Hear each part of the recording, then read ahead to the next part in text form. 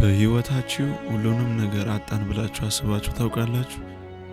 ለአመታት የደከማችሁበት ቤት፣ ያፈራችሁት ሀብት፣ ትዳር፣ የገነባችሁት ህልም በአንድ ጀንበር እንቧይ ካብ ሆኖ ሲፈርስስ? ዛሬ የምናየው የቶድ ታሪክ በህይወት ማዕበል ውስጥ ላሉ፣ ተስፋቸው ለጨለመባቸውና ዳግም ለመጀመር ለሚፈሩ ሁሉ የሚሆን ታላቅ የብርታት ስንቅ ነው። አብራችሁኝ ቆዩ። ቪዲዮን ላይክ በማድረግ እንድትጀምሩ አሳስባለሁ። በአንድ ውብ ደን ውስጥ ቶድ የተባለ ብልህ ቀበሮ ይኖር ነበር። ቶድ ሰነፍ አልነበረም። ለብዙ ወቅቶች ደክሞ የገነባው ድንቅ መኖሪያ ነበረው። ቤቱ ውስጥ ምግቡን ያከማቻል፣ እያንዳንዱ ቀዳዳ ይደፍናል፣ ቤቱን ፍጹም ምቹ ያደርጋል። በየምሽቱም ወደ ቤቱ ሲገባ ይህ የእጄ ሥራ ነው፣ በትግሌ የመጣ ውጤት ነው እያለ በኩራትና በሰላም ይተኛ ነበር። ነገር ግን አንድ ምሽት ሁሉም ነገር ተቀየረ። ሰማዩ ጠቆረ፣ ደመና ወረሰው። ብርቱ ነፋስ ዛፎቹን ከስራቸው መንቀል ጀመረ። ነጎድጓዱ ደኑን አናወጠው። ዝናቡም ያለማቋረጥ ይወርድ ጀመር። ብዙም ሳይቆይ በአቅራቢያው ያለ ወንዝ ወደ ደኑ ፈሰሰ። ቶድ ሊያድነው የቻለው ነገር አልነበረም። ጎርፉ ቤቱን፣ ንብረቱን፣ ያከማቸውን ምግብ ሁሉ በደቂቃዎች ውስጥ ጠራርጎ ወሰደው። በማግስቱ ማለዳ ላይ ቶድ ቤቱ ወደ ነበረበት ቦታ መጣ። ነገር ግን ምንም የቀረ ነገር አልነበረም። ጠቆር ያለ ጭቃና ጭር ያለ ደን ብቻ።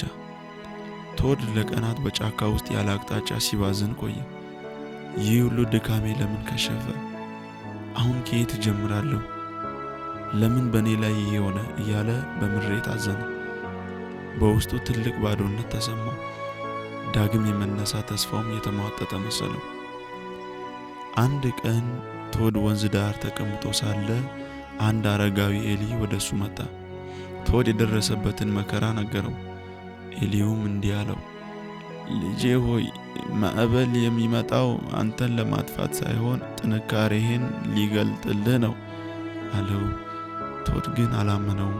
ሁሉንም ነገር አጥቻለሁ ሲል መለሰ። ኤሊውም በቀስታ ፈገግ ብሎ ቀጠለ፣ አይደለም፣ ያጣኸው ቁሳቁስህን እንጂ ማንነትህን አይደለም። የመገንባት ጥበብህ፣ የመትጋት ልምድህና ድፍረትህ አሁንም ከአንተ ጋር ናቸው። ማዕበሉ ቤቱን እንጂ አንተን አልወሰደም አለው። ቶድ የኤሊውን ንግግር ብርሃን ሆነለት። አዎ፣ አቅሙ አሁንም እጄ ላይ ነው አለ። በማግስቱ ከፍ ያለና ከጎርፍ ነፃ የሆነ ቦታ መረጠ። እንደገና መሬቱን መቆፈር፣ ቅርንጫፎቹን መሰብሰብና መገንባት ጀመረ።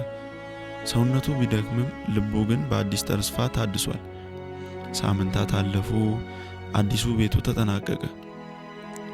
ይህ ቤቱ እንደ ድሮ ትልቅ ባይሆንም ከድሮ ግን እጅግና ጠንካራ አስተማማኝ ነበር። ቶድ አዲሱን ቤቱን ሲመለከት አንድ ነገር ተረዳ።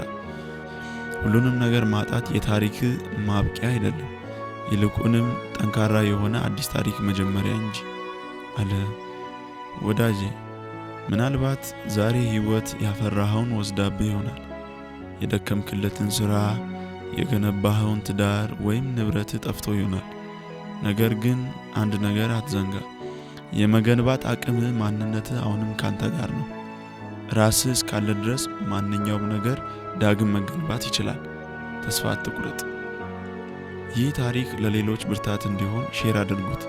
ለተጨማሪ አነቃቂ ቪዲዮዎች ሰብስክራይብ በማድረግ ቤተሰቡን።